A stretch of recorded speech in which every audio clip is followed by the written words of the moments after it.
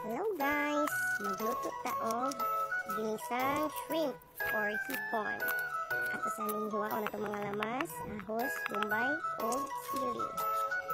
Human, painito na to ang kaha, tagang na itong mantika.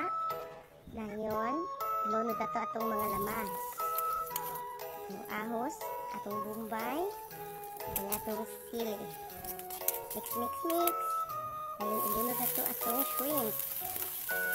Man, atong okay yung gamay para mo gawas iyang pagka-orange. Mix, mix, mix. Dayon, bubuan na itong oyster sauce. Sunod na to ang patis.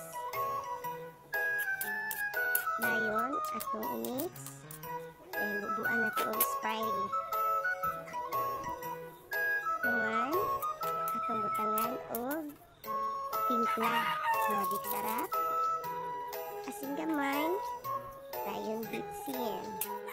Sunod ang ground pepper para pagpuno sa hamang sa ato ang giloto.